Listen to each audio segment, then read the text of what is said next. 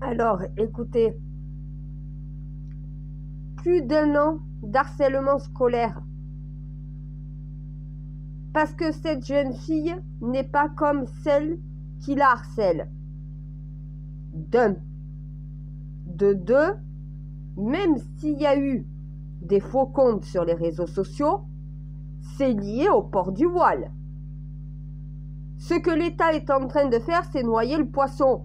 Parce qu'il va falloir avouer que l'école est en train d'être communautarisée par une idéologie terroriste pour la France. Je ne parle pas d'une idéologie terroriste tout court, je parle pour la France. Une idéologie de terreur qui veut imposer à des femmes le voile, alors que le voile ne peut pas être imposé, c'est quelque chose que la femme doit décider. Lisez le Coran. Déjà, il n'est pas dit de mettre un voile sur la tête. Il est dit, dites à vos femmes de ramener leur voile sur leur poitrine. Un châle sur les épaules, quand tu le ramènes sur ta poitrine, ça te couvre la poitrine. Il n'est pas dit dans le Coran que tu dois avoir la tête couverte. Il est dit dans le Coran, dites à vos femmes de ramener le voile sur leur poitrine, de cacher les attributs de la femme. Ça veut dire les seins. On ne doit pas voir tes seins. Pourquoi? Parce que les seins d'une femme servent à nourrir un enfant. Ça ne doit pas servir à exciter un homme. Voilà la réalité. Vous vous faites téter les seins par vos hommes, mais vos hommes ne sont plus des enfants. Le sein de la femme est un moyen de nourriture pour un bébé, pas pour un homme. Il n'y a pas de lait. Voilà. C'est en fonction de ça dans le Coran. Et vous déformez la totalité du Coran. Par contre, il est dit à la femme qui a fait vœu de chasteté de se voiler la tête, de se couvrir la tête, de se couvrir le corps, parce qu'elle a fait un vœu de chasteté. Elle ne doit pas montrer sa féminité à un homme pour pas attirer un homme, parce qu'elle doit rester chaste. On lui a pas dit de porter des œillères pour pas voir les hommes. On lui a dit de ne pas exciter l'homme, parce que une femme qui a fait vœu de chasteté doit être chaste. Voilà pourquoi les bonnes sœurs portent un voile. Elles ne sont pas couvertes de la tête aux pieds. Elles sont habillées normalement, mais elles se couvrent les cheveux. Elles se couvrent la tête. Elles se couvrent le cou. Pourquoi? Parce que normalement, une bonne sœur a fait vœu de chasteté. Vous confondez la chasteté, la séduction et le port du voile, qui n'est absolument pas une obligation. Dans le Coran, il n'est pas dit « tu es obligé ». Il est dit « dites à vos femmes de couvrir leur poitrine ». De ne pas venir en excitation à l'homme. Parce que la femme n'est pas un morceau de viande. Voilà. Donc là, c'est une histoire d'islamisation de l'école. C'est une histoire d'imposer le port du voile à des femmes musulmanes qui ne le portent pas. Déjà, un véritable imam saurait dire ça. Un véritable imam saurait dire à une femme voilée « Tu as décidé de porter le voile, c'est entre toi et Dieu. Cette sœur musulmane, comme toi, ne souhaite pas le porter, c'est son droit, tu ne peux pas lui imposer. » Ça, c'est le discours d'un véritable imam. En disant que c'est une recherche de ta spiritualité quand tu portes le voile. C'est pour toi-même, c'est pas pour les autres. C'est pas un article de mode. C'est un élément religieux qui sert à la pureté de la femme qui recherche une certaine pureté dans la religion. Ce n'est pas pour toutes les femmes le voile. Moi, tu me demandes, ma sœur, si je porte le voile. Je crois que je l'ai prouvé sur mes vidéos. Oui, je le porte. Je porte même le niqab. Alors imagine. Et moi, je passe devant un poste de police municipale ou devant une gendarmerie. On ne me demande pas mes papiers.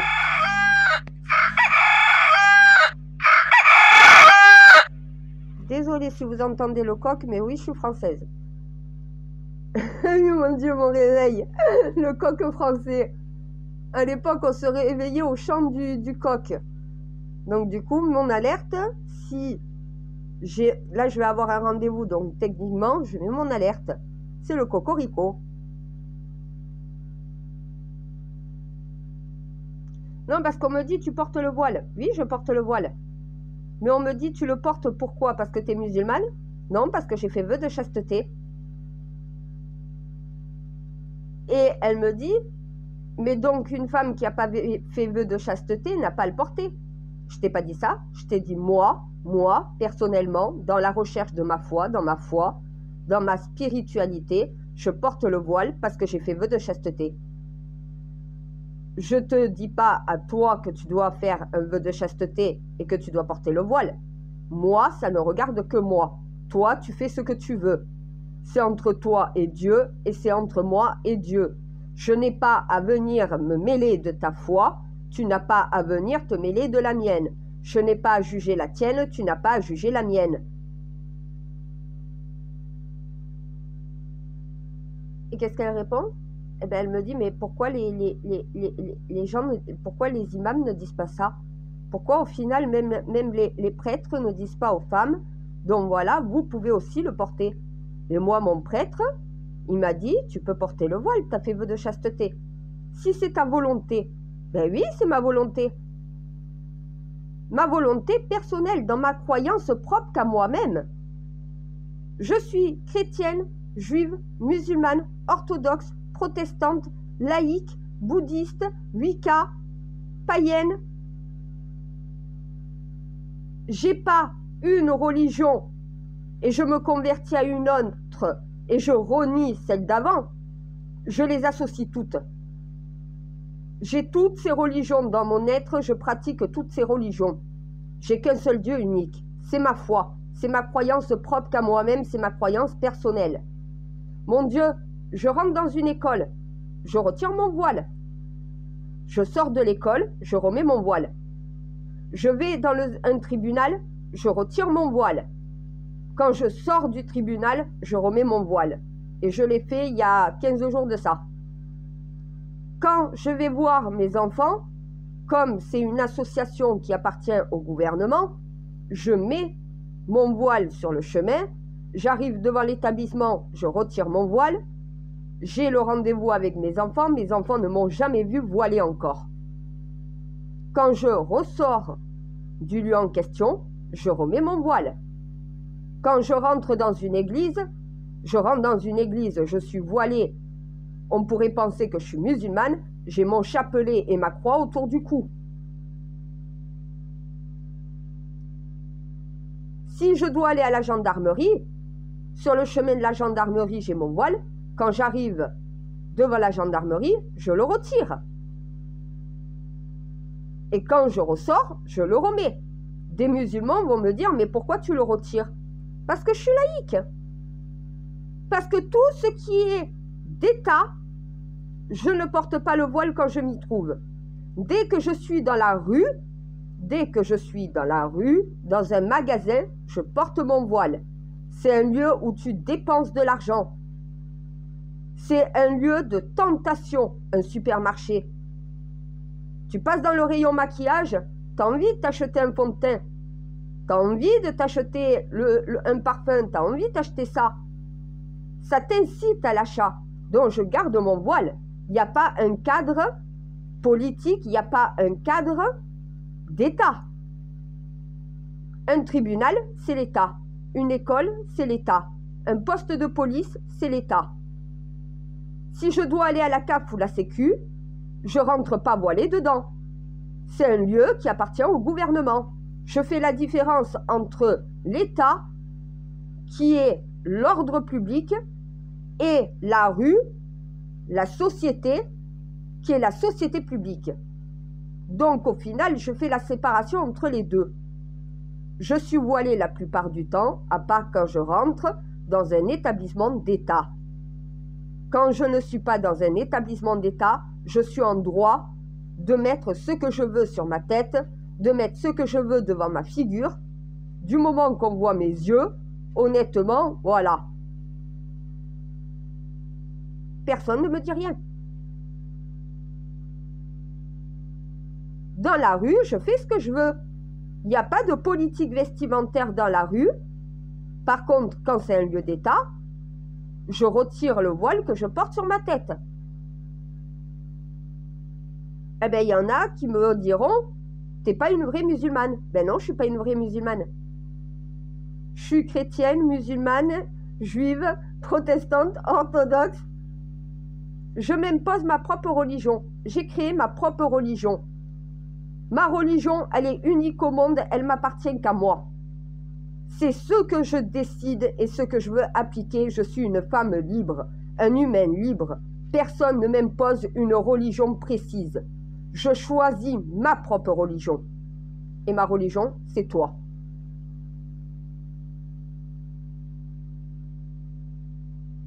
Je sais que je suis exactement ce que tu attends de tous les humains sur Terre. Qu'ils soient libres de penser, qu'ils soient libres de choisir, qui ne se font pas imposer une dictature religieuse, vestimentaire ou politique, donc voilà, mais qui s'appliquent à eux-mêmes ce qu'ils pensent être juste. Je suis laïque, mais je suis aussi une croyante. Je suis une croyante dans la rue ou chez moi. Je suis une laïque dès que je rentre dans un lieu d'État. C'est pas parce que je vais retirer mon voile, parce que je vais au commissariat, que ça veut dire que je ne suis pas une bonne croyante. Je peux être une bonne croyante dans ma vie au quotidien en étant une bonne citoyenne dès que je mets un pied dans un lieu qui est un lieu gouvernemental, un lieu d'État. La Sécu, c'est un lieu d'État. Le tribunal, c'est un lieu d'État. Le poste de police aussi. L'école aussi. Je ne rentre pas voilée de la tête aux pieds dans un hôpital public ou dans une clinique. C'est quelque chose qui est géré par l'État. Tout ce qui est géré par l'État, je n'ai pas à porter mon voile. Dès que je me retrouve à nouveau dans la rue, je porte mon voile et personne n'a rien à me dire. La burqa est interdite. Voilà. Ça veut dire le voile intégral. Le niqab n'est pas interdit. La burqa n'est pas le niqab.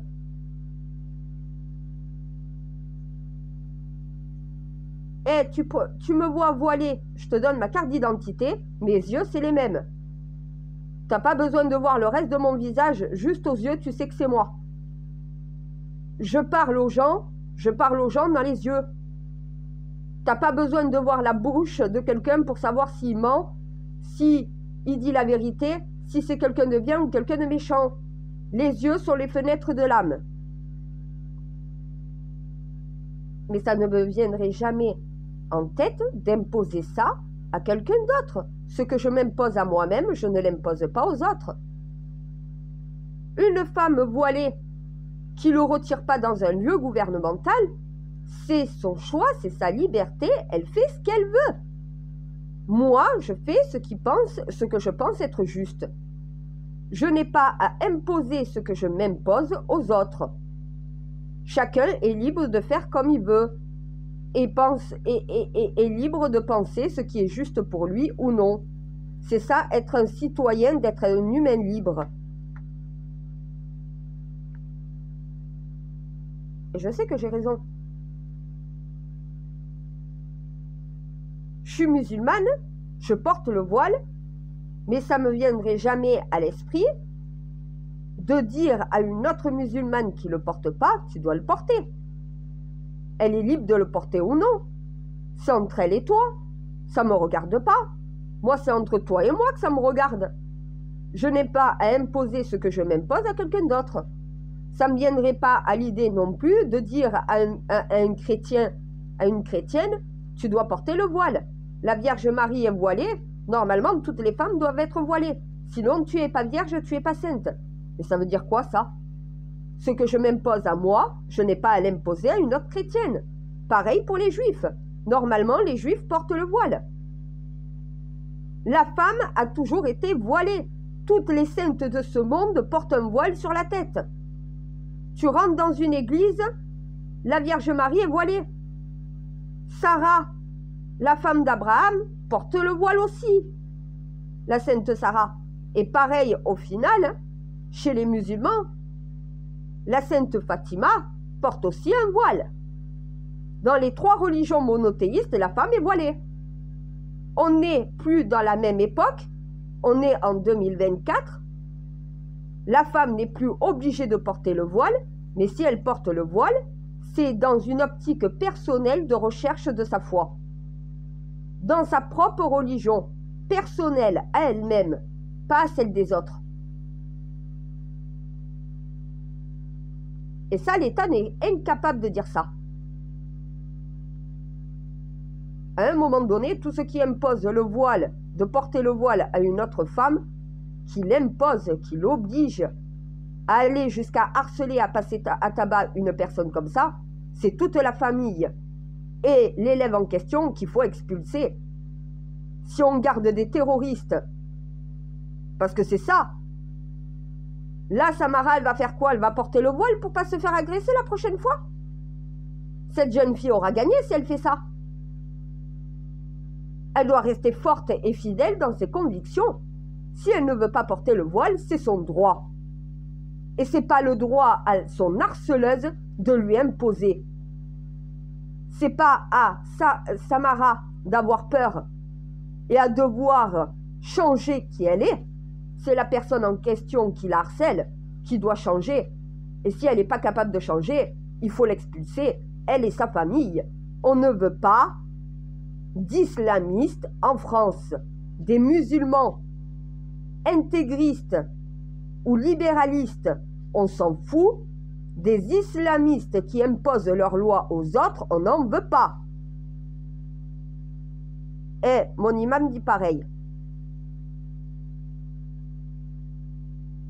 L'imam de la Paillade dit pareil. C'est pas une musulmane, c'est une islamiste. Si elle était musulmane, réellement cette jeune fille, elle agresserait pas une autre jeune fille parce qu'elle n'est pas voilée.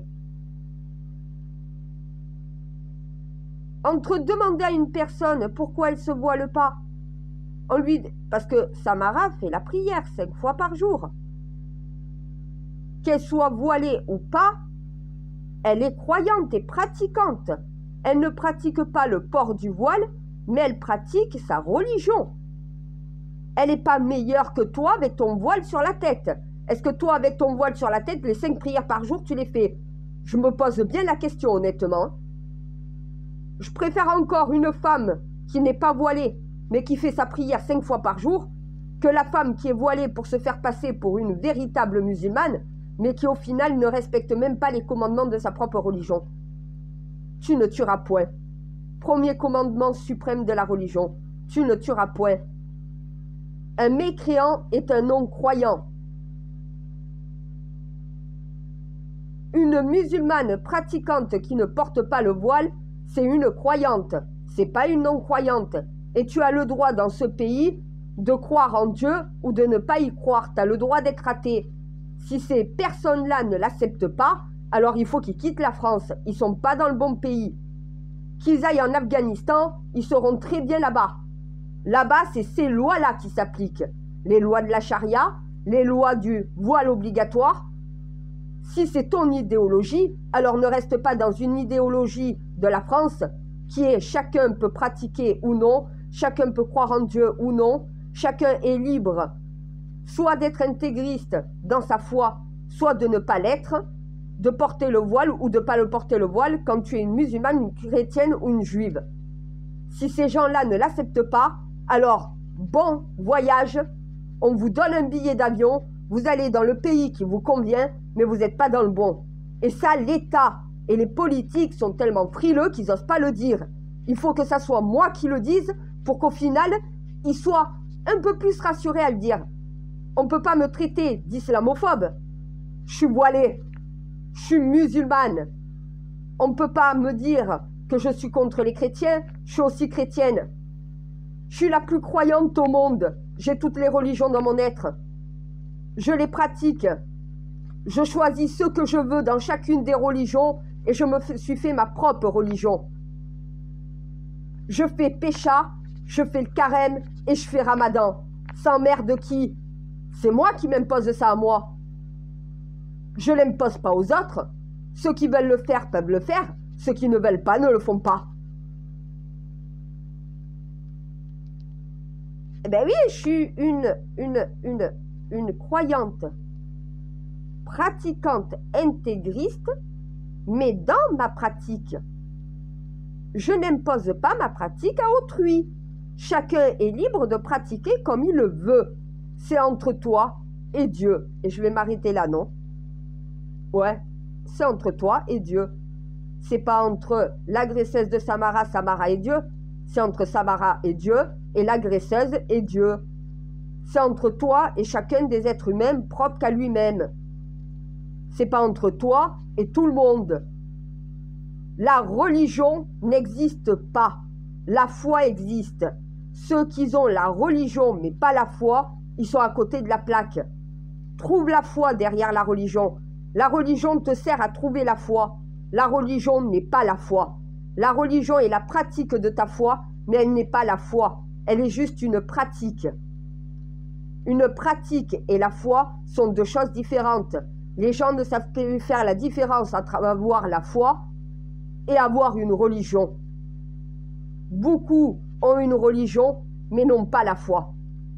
Et ceux qui ont la foi n'ont pas la religion de tout le monde. Ils ont leur propre religion.